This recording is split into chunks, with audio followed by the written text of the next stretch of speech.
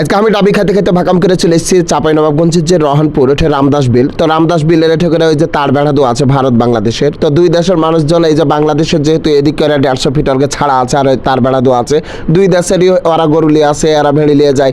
এমনি করে কিন্তু একসাথে বাংলাদেশের মাটিতে ঘাস খায় আর কি ওইদিককার মানুষ এসে।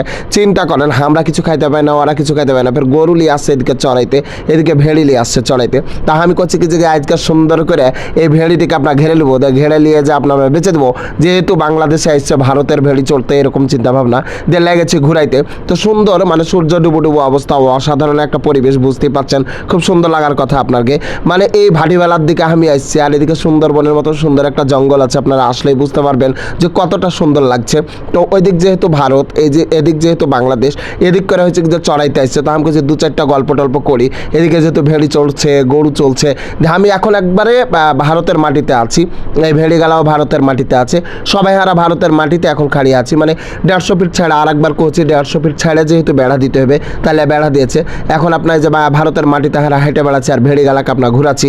এদিক দিয়ে চড়িয়া চুরিয়া আর হচ্ছে যে একটা গেট আছে, ওই গেট দিয়ে বিএসএফকে দেখে ফের জয়টা ভেড়ি এপারে আসছে, জয়টা গরু এপারে আসছে, দেখে দুঃখে তখন ওই ভেড়িকে ফের আপনার ঘুরিয়ে নিয়ে যেতে হয়। ভারত থেকে যারা এদিকে চাষবাস করতে আসে, যার জমি আছে তারা কিন্তু চাষবাস করতে আসে, গরু চড়াইতে আসে, সব কিছু করতে আসে, তখন তাকে কিন্তু একটা কার্ড আছে, ওই কার্ডটা কিন্তু বিএসএফ এর কাছে মনে হয় দেখাইতে হয় না, জমা দিতে হয়। তারপরে কয়টা ভেড়ি লিয়ে এলো, কয়টা গরু লিয়ে এলো, এগুলো গনে দিতে হয়, ওখানে কাগজে লিখাতে হয়, তারপরে এদিক করে আসতে পায় আর কি। তো এর মধ্যে ধরেন যে যদি দুর্নীতি থাকে যে না তুমি দুটা বেচা দাও, গ্রাহকে একটা দাম দিয়ে দাও, তাহলে তো সিস্টেম আলাদা, বুঝতে তো পারছেন। নাহলে কীভাবে বাংলাদেশ ভারতে মাল পাচার করাকরি হয়। যাক সিস্টেমে হয়ে যায় মনে হয়, আমি ফের মনে হয় একটু বেশি বইকে দিল, কিন্তু এরকম করে হচ্ছে উল্টাপাল্টা কাম হয়। কারণ এত বেড়া তো বুঝতে পারছেন, ওপারে খাড়িয়ে এপারে যদি চালিয়ে দেয় তো আপনার পেয়ে নেবে, এরকম অবস্থা। খুব যে উচ্চা বা এরকম কিছু নাই।